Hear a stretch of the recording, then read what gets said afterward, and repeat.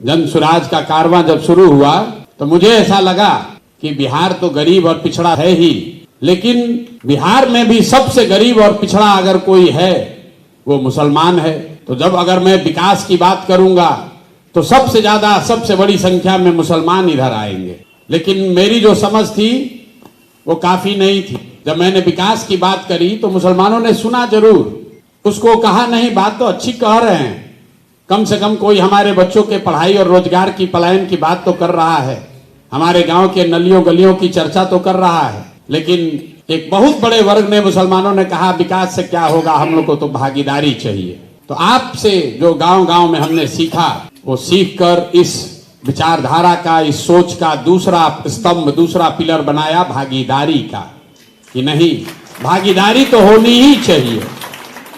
तो जब इस दल का संविधान लिखा गया तो उसमें यह कहा गया कि जिसकी जितनी संख्या है उसको उतनी भागीदारी, राजनीतिक भागीदारी निश्चित तौर पर दी जाएगी, वो वोट दे या न दे। आप हमसे मांगने आइए या ना मांगने आइए, वो हमारी और इस दल को चलाने वालों की जिम्मेवारी है कि आपको वो हक मिलना ही मिलना है। जन स्वराज जब ये कहता है कि आपको संख्या के हिसाब से भागीदारी दी जाएगी, और जब दूसरे ये बात कहते हैं उसमें दोनों में फर्क क्या है?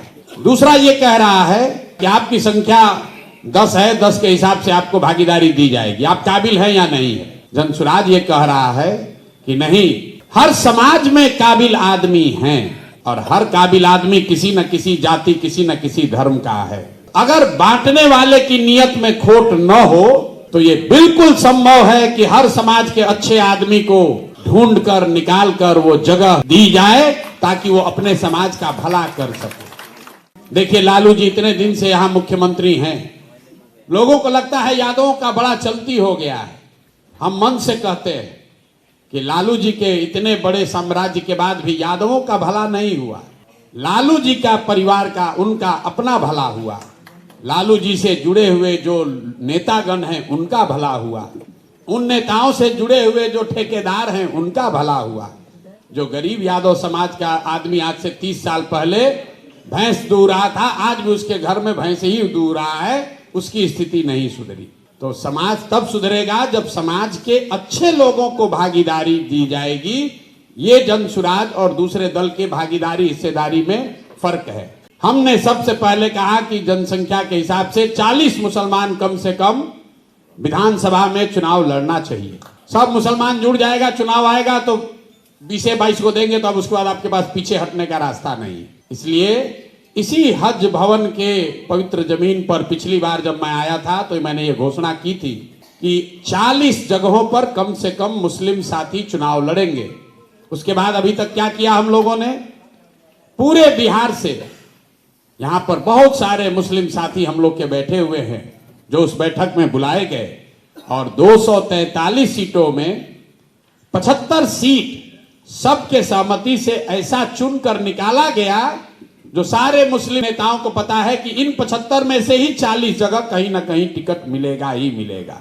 सीटों का चयन चुनाव से साल भर पहले करके जो भी मुस्लिम साथी चुनाव लड़ना चाहते हैं उनको यह बता दिया गया कि आप अपने यहां तैयारी कीजिए, ये 75 सीट है, इन 75 में से ही 40 जगह आपको कहीं ना कहीं टिकट मिलेगा, आपको लास्ट तक के लिए रोक नहीं रहे। जिस बुनियादी सोच पर इस्लाम बनाया गया है कि समूह की चिंता नहीं करनी है, हक की चिंता करनी है। और आप क्या कर रहे हैं, आप हक की चिंता छोड़ के समूह के चक्कर में पड़े हैं कि किसके साथ ज्यादा लोग हैं, जिसके साथ ज्यादा रहेगा उसके साथ चलेंगे, तो चाहे बातिल भी हो तो कोई दिक्कत नहीं। तो मेरे भाई हक के साथ खड़ा होइए, अपने आप आपको ताकत भी मिलेगी, आपको मदद करने वाले लोग भी मिलेंगे और आपके साथ भला भी होगा, आपके बच्चों के साथ भला होगा। क्योंकि ये मेरी ताकीद नहीं है, ये ऊपर वाले की ताकीद है, जो अच्छा करेगा उसके साथ अच्छा ही होगा।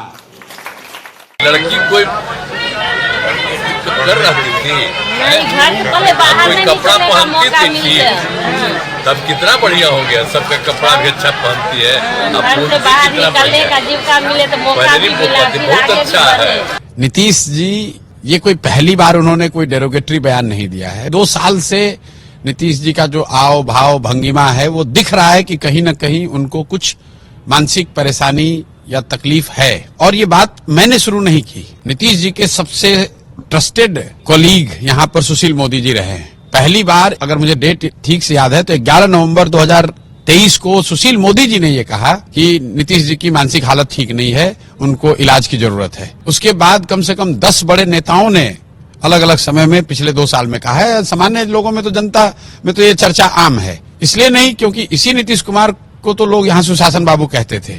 आज ये लोग क्यों कह रहे हैं? लोग इसलिए कह रहे हैं कि हर दूसरे तीसरे दिन लोग देखते हैं कि नीतीश कुमार कुछ बेतुकी बात कह देते हैं।